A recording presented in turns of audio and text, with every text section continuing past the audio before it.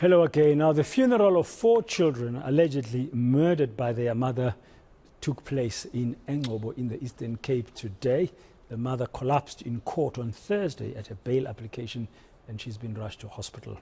32-year-old Nombolego Smaile is alleged to have bludgeoned her children to death with a hammer while they were asleep last week. The matter has been postponed to the 29th of November. Ronald Masinda, our senior reporter here, attended the funeral of the 4 children. He's joining us now live here to give us an update and a sense of what took place. Ronald, good afternoon. Thanks for being with us here on Today. It must have been a very emotional occasion. I mean, funerals are sad occasions by any imagination, but 4 children who are supposedly or allegedly being killed by their mother buried today. It must have really been a tough one. Certainly one of the worst experiences I've seen at Pradan. I mean, just us arriving in Nabantlanganiso and I, just before 6 when those coffins arrived, and when the grandfather of the 4 kids was talking to the deceased when the coffins opened. I didn't have the courage to look inside the coffins and look at those, faces of the children. But the words that he was speaking, saying that, in as much as the family hasn't found closure as yet, but they are still very much in pain and they will miss the kids. We believe that the eldest, Lisa was someone who cared a lot for the grandparents, but what took place last week could not have prepared that family. And what we saw, emotional scenes as the burial took place at the yard of the family, and also just some of the people who were there still trying to make sense of what provoked the mother who allegedly committed this heinous act. Of course, she appeared in court yesterday hoping to be in attendance at the funeral. She was unable to, as she collapsed moments before attending to her bail application. But what we believe, Pradan, is that the NPA have said that they would have denied her bail. They say that she is a risk not only to people around her but also to herself.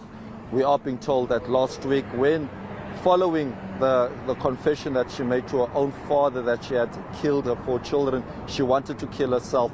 So it's also been a very emotional week for the family, as today was a very important one, just to ensure that the kids are buried, and that going forward they will look forward to the next court appearance, which is scheduled to take place on the 29th of November in eNCA.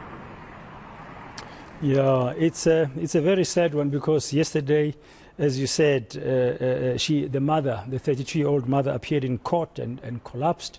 She's now in hospital and being assessed, could not attend the funeral of her children. Yes, indeed. And I also got the opportunity while I was in eNCA to speak to the sister of the mother. Now, what we have been told is that the mother, the 32-year-old, she is one of 7 children at the household, and she's been described as someone who loved her kids dearly, but also had her fair share of mental illness issues. And the family thought that that was in the past, and what took place last week came as a huge shock. Now, there are reports or rumors within that area of the village that the funeral took place, is that the mother, apparently she saw snakes before striking the 4 children inside of the rondavel that they stayed in. So the father of that mother also spoke about how evil spirits took over this woman, and that she was a sweet woman. They support her despite the heinous crime that she could have committed or has committed if she is found guilty of the crime. But Pradan, this case alone, I mean, we are talking about 4 kids that have died, but there are so many other deaths to report on here in the Eastern Cape. Over the past month alone, I mean, there have been mass shootings in Kariega where 9 people were shot dead.